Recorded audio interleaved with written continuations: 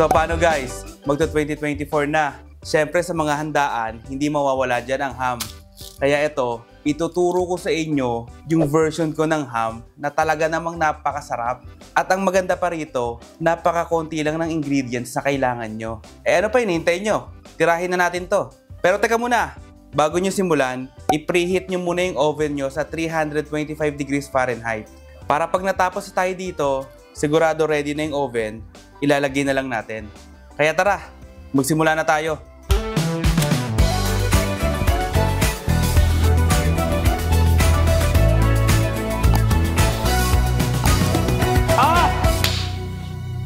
Ito lang yung mga ingredients na kailangan nyo guys. Basahin nyo na lang, ito yung eksaktong sukat.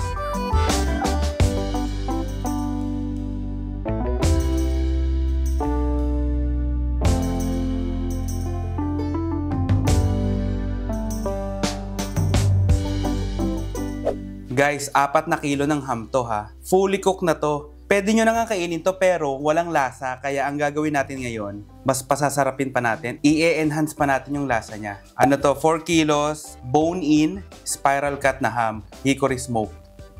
Ang gagawin ko lang, bago ko ilagay ng oven, tatakpan ko lang ng foil para hindi ma-dry. Takpan nyo lang ng foil.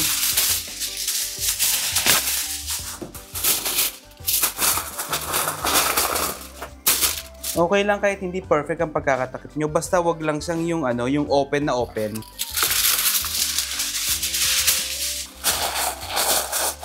Ibibake ko lang to ng 325 degrees Fahrenheit. Ilan yung dren sa Celsius? Teka. It's 162.8 degrees Celsius. Mga 160 Celsius, okay? Ibibake ko to ng mga 1 hour and 30 minutes.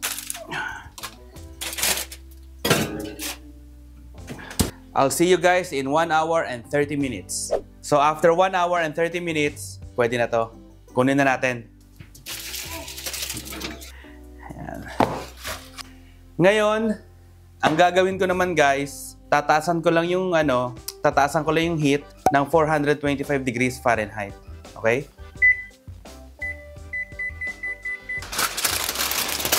Po! Dambango eh! Wala pa eh. Papalamigin ko muna to guys. Habang pinapalamig ko to, gagawa naman ako ng glaze. Yung pampahid. Tara! Ito lang yung glaze na ginagawa ko guys ha. Butter. Dapat yung pan hindi mainit para hindi masunog yung butter. Tapos 1 cup ng pineapple juice. Half cup ng brown sugar. Tapos half cup ng honey.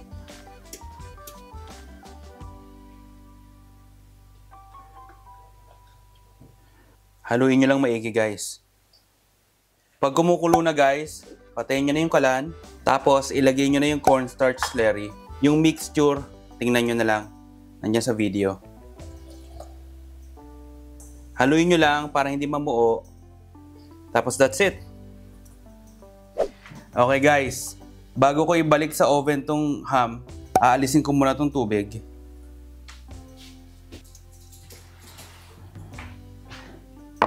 Okay guys, natanggal ko na yung tubig, tapos ang gagawin ko ngayon, papahiran ko na ng glaze na ginawa natin kanina bago ko ilagay sa oven. Yan.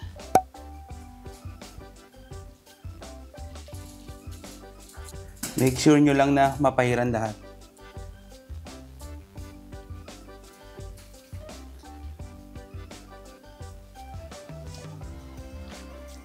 Pero guys kayo, kung gusto nyo ibuhos, bahala kayo. Buhay nyo yan eh. Pero kaya hindi ko binubuhos guys. Sayang yung glaze. Mapupunta lang siya doon sa baba. Kaya dapat, pahid nyo lang. Ayan o. Siksik nyo ron.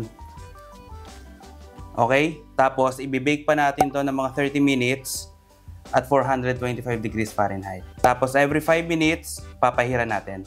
Let's go!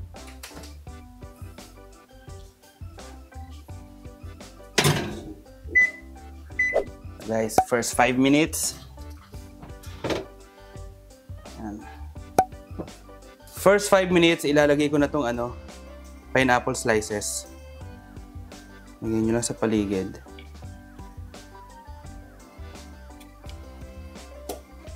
Tapos buhos nyo lang yung natirang juice. At pahiran nyo ulit.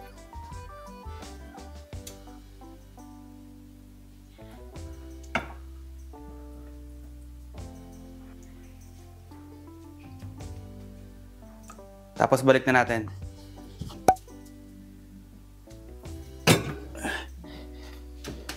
Okay guys, tapos na. Napahiran ko na. 30 minutes na. Tirahin na natin to. Po. Budang bango. May natira pang pampahid.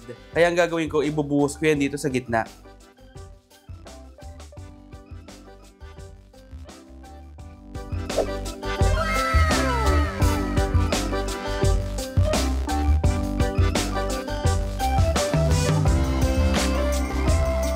Okay guys, 'di ba? Napakadali lang gumawa ng pineapple honey glazed ham. Ano pa? Tirahin na 'to. Ang lambot, guys.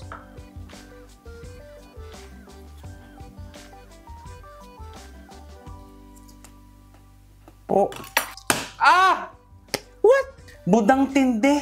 Ang sarap. Alam nyo, hindi pwede ito nang walang kanin eh. Abutan mo nga akong kanin, B. Thank you. Perfect to sa kanin, guys. Ayan, oh. Slice pa tayong konti. Tapos sasabawan natin yung sabaw.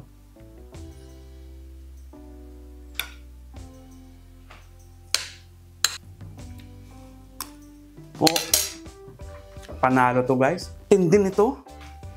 Ang hirap tigilan guys. Ang sarap.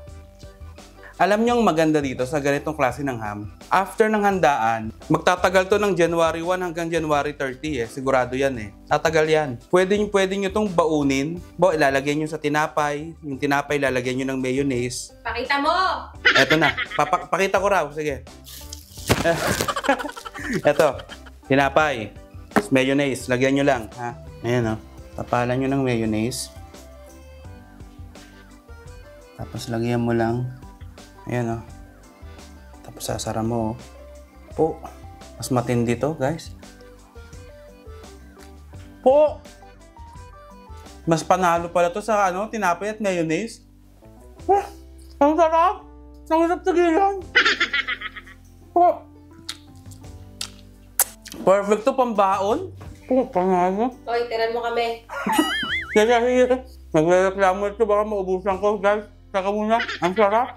Guys, tapusin na natin to. Bago ko pa maubos tong isang buong ham na to. Napakasarap kasi talaga. Pero bago ko tapusin, shoutout nga pala doon sa isa kong Ayan, nandyan yung tingnan nyo na lang. Yung message niya sa akin from Saudi Arabia. Nakakataba ng puso.